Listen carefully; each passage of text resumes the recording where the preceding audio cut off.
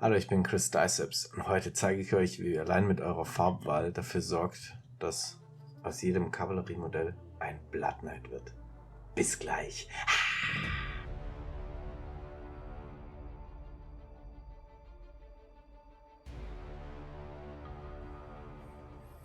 Die neuen Blood Knights der Soulblight Gravelords sind unfassbar gute Modelle. Betonung aber auf unfassbar. Also dachte ich mir, hey, ich habe noch eine alte Unit Drachenprinzen oder der Hochelfen rumstehen, der ihr vielleicht noch kennt. Die sind mittlerweile auch ein bisschen eine Rarität leider geworden, aber was ich zeigen möchte ist, wie man alleine mit der Bemalweise dafür sorgt, dass jedes Kavalleriemodell, das etwas brutaler aussieht, auch ein Blood Knight werden kann, ganz ohne Umbau. Wenn ihr mehr umbaut, und da gibt es auch einige, die das ganz gut können, in der Description habe ich zum Beispiel ein Beispiel, dann viel Spaß, macht Vampire draus. Ich fand aber die Drachenprinzen, die können auch ganz gut schon nur mit der Bemalung zu Blood Knights werden. Alleine die Form der Modelle, hier noch ein Beispiel, also sehr, sehr kantig. Die sind auch sehr hart von den Details, also kriegen wir ganz gut hin. Viel Spaß. Das Drachenprinz-Modell habe ich mit Corex White grundiert, weil wir viele Contrast-Farben benutzen werden, um den Bemalprozess zu beschleunigen. Als erste Farbe tragen wir Flashed Heroes Red Contrast auf die Plattenrüstung des Pferdes auf. Dabei habe ich die Farbe direkt aus dem Topf auf das Modell aufgetragen und gleichmäßig verteilt. Benutzt für Contrastfarben nicht eure besten Pinsel, vor allem nicht die besten Naturhaarpinsel, die ihr besitzt, weil die Farbe in den Pinselschaft hinaufläuft und eure Spitze auf Dauer ruiniert. Der Vorteil von Flash Heroes Red ist, dass wir direkt ein dunkles Rot erhalten, das perfekt für die düstere Stimmung passt.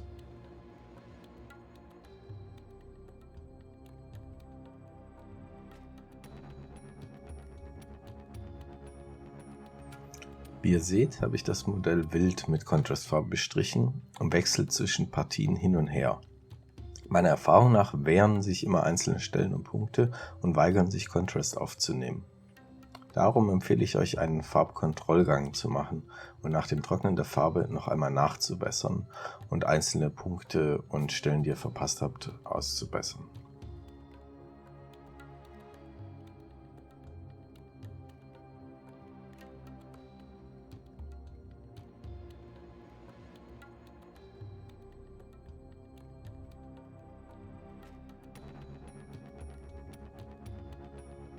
Auch beim Reiter habe ich mich für dasselbe Rot entschieden. Wenn ihr es wie bei den Games Workshop Modellen eher hell haben wollt, könnt ihr auch Blood Angels Red Contrast benutzen. Wenn alle Rüstungsteile rot bemalt sind, nehmen wir Black Templar Contrast und bemalen Teile der Rüstungsverzierung mit Schwarz, um etwas mehr Abwechslung zu bekommen. Hierzu wähle ich die Rüstungsaufsätze bei der Plattenrüstung des Pferdes. Achtet hier darauf, nicht die rote Rüstung aus Versehen zu bemalen und nutzt die Kanten, um den Pinsel an diesen entlang zu führen. Im Verlauf des Malprozesses habe ich nach und nach einzelne Stellen hinzugefügt, wenn ich das Gefühl hatte, das Rot aufbrechen zu müssen. Am Ende habe ich beim Pferd zusätzlich die Einsätze um die Augen und beim Reiter die Basis des Helms sowie die Schulterpanzer schwarz bemalt. Als nächstes habe ich die Schabracke bzw. das Tuch unterhalb der Pferderüstung mit Shaiish Purple Contrast bemalt. Das Lila sollte nicht zu kräftig werden, aber zum Status der Vampire als Aristokraten unter den Untoten passen. Später habe ich mich auch dazu entschieden, das Tuch an den Zügeln ebenfalls mit Shaiish Purple zu bemalen.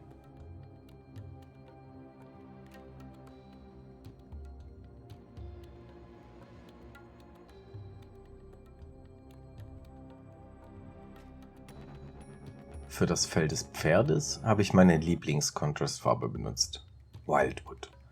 Diese Farbe habe ich am gesamten Fell aufgetragen. Meiner Meinung nach die beste Eigenschaft der Farbe, sie ist nach dem Trocknen ungleichmäßig, was ihr aber einen perfekten organischen Look gibt. Die tiefen Stellen sind direkt dunkel genug und auf den erhabenen Stellen ist automatisch ein Akzent, da die Farbe dünner ist und eher in die Vertiefung läuft. Darum habe ich hier auch keine weiteren Akzente gesetzt. Als Tipp: Mit Wildwood lässt sich auch super einfach Leder bemalen.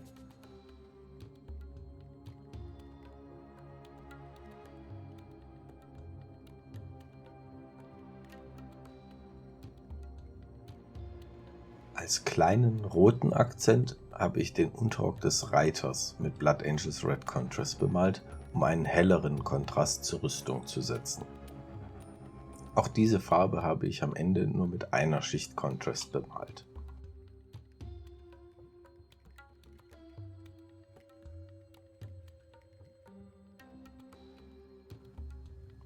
Den Schuppenpanzer, das Schwert und Teile der Zügel habe ich dann mit Iron Warriors bemalt. Ich wollte ein dunkles Metall und nicht zu glänzend werden, darum rate ich zu einer dunkleren Farbe. Hier könnt ihr jede euch beliebige Metallfarbe benutzen. Am Ende habe ich alles Metall noch mit einer Schicht Basilicanum Grey gewascht, um es weiter abzudunkeln. Alternativ könnt ihr auch Nullenoil oder ähnliches benutzen.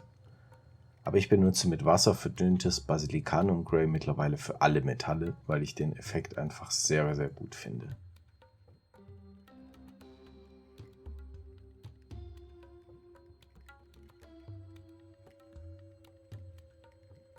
Den Schwertgriff, die Edelsteineinfassung und die Rahmen des Schuppenpanzers habe ich dann mit Retributor Armor von Citadel Gold bemalt. Eigentlich wollte ich Old Gold von Vallejo benutzen, aber die Farbe hat so furchtbar schlecht gedeckt, dass ich mich für Retributor Armor umentschieden habe, da diese Metallfarbe eine sehr gute Deckkraft besitzt.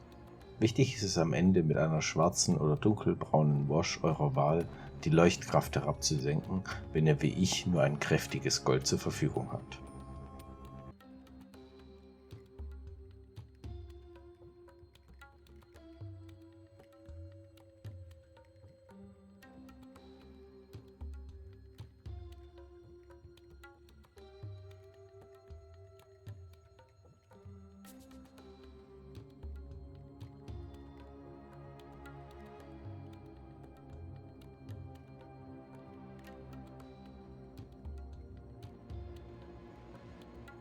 Die größte Herausforderung bei diesen Modellen ist das Gesicht.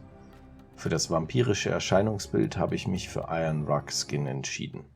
Leider ist das Gesicht durch den Helm aber schwer zu erreichen, egal aus welchem Winkel. Am Ende habe ich mich entschieden, nicht den gesamten Bemalprozess zu zeigen, weil es ein zu großer Kampf war. Den Kopf separat zu bemalen wäre hier besser gewesen.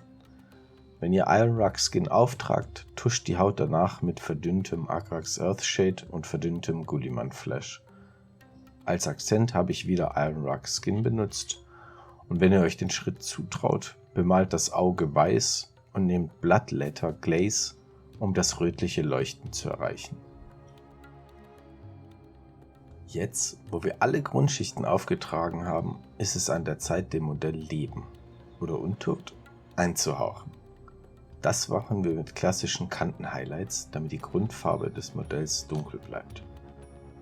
Für alle Rüstungsteile mit Flashed Hero Red als Grundschicht malen wir jetzt an den Kanten und erhabenen Stellen mit Evil Sunz Scarlet einen Akzent. Nutzt hier wieder die Kanten und zieht den Pinsel einfach an den Kanten entlang. Setzt dazu die Pinselhaare weiter hinten an und malt nicht mit der Spitze, außer es geht nicht anders. Dadurch bekommt ihr eine schöne, gleichmäßige Linie hin und erleichtert euch das Akzentuieren erheblich. Vor allem bei kantigen Modellen mit scharfen Ecken beschleunigt sich die Bemalung dadurch sehr und lässt sich leichter üben.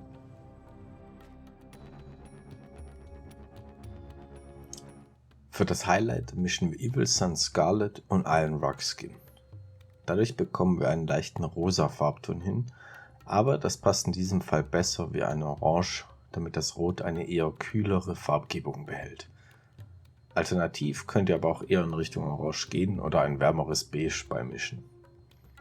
Mein Farbmix war ungefähr 50-50 Evil Sunz Scarlet und Iron Rock Skin, aber da habe ich eher nach Gefühl gemischt, bis ich einen für mich passenden Farbton gefunden habe.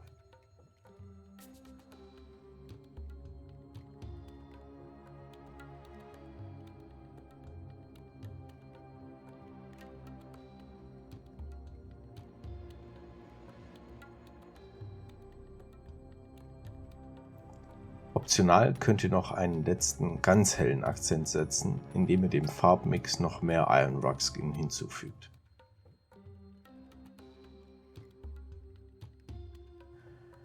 Diesen Akzent habe ich nur an einigen wenigen Stellen gesetzt, wo sich die Details besonders hervorheben. Bemalt hier nur kurze Strecken der Kanten und setzt ganz gezielt Akzente.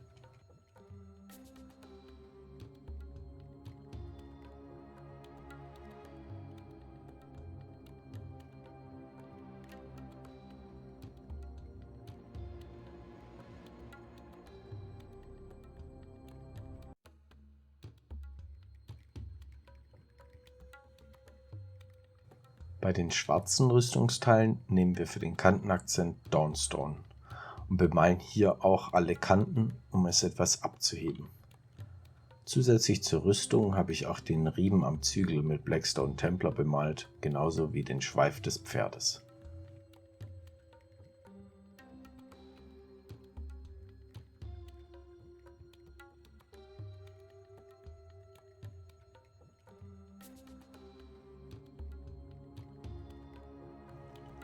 Für das letzte Highlight bei der schwarzen Rüstung und dem Zügel mischen wir Dawnstone und Ulthuan Grey, ebenfalls ungefähr 50-50, und bemalen auch nur hier die prominentesten und hervorstechendsten Partien.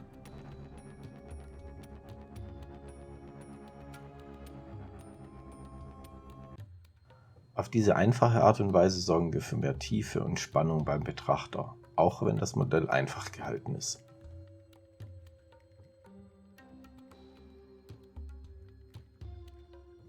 Die lila Schabracke und das lila Tuch an den Zügeln akzentuieren wir mit Xerox Purple. Hier reicht es an den Falten und oberen Bereichen des Stoffs eine Linie zu ziehen. Der Stoff soll nicht zu hell werden, deshalb reicht eben eine dünne Linie.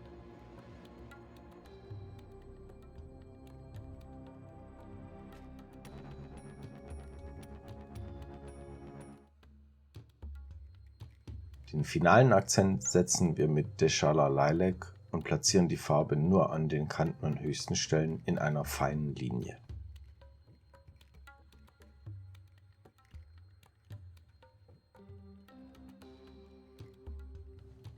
Wir sind fast am Ende angekommen und müssen jetzt nur noch das Metall und die Edelsteine bemalen. Für das Metall benutze ich in diesem Fall wieder Iron Warrior. Ihr könnt hierfür die Metallfarbe eurer Wahl nehmen. Beim Schuppenpanzer streiche ich den Pinsel einfach über die Schuppen, quasi ein leichtes Trockenbürsten. Beim Schwert bemale ich die untere Hälfte der Oberseite und die obere Hälfte der Unterseite, ähnlich wie es bei Non-Metallic Metal gemalt wird. Für die Akzentfarbe mische ich Stormhost Silver in das Iron Warriors, da es ein gut deckendes Silber ist. Hierzu wiederhole ich die Akzente, aber bemale jeweils kleinere Flächen damit. Als letzten Akzent benutze ich pures Stormhost Silver, um einzelne Stellen hervorzuheben. Bei der Schwertklinge ziehe ich den Pinselschaft wieder nur seitlich an den Kanten entlang, um eine feine Linie an den Schneiden zu erzeugen. Auch beim Gold setze ich hier einzelne Highlights, damit es nicht zu platt wirkt.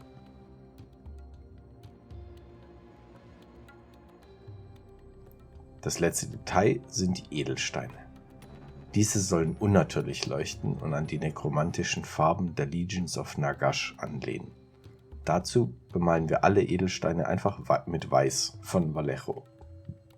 Weil das Pferd auch nicht mehr das lebendigste ist, habe ich die Augenpartie großzügig mit Weiß bemalt, um am Ende einen kleinen Leuchteffekt zu erhalten. Das unschöne Leuchten erschaffen wir mit Hexwraith Flame, das ich in 2 dünnen Schichten auf alle Edelsteine und die untot leuchtenden Augen des Rosses auftrage.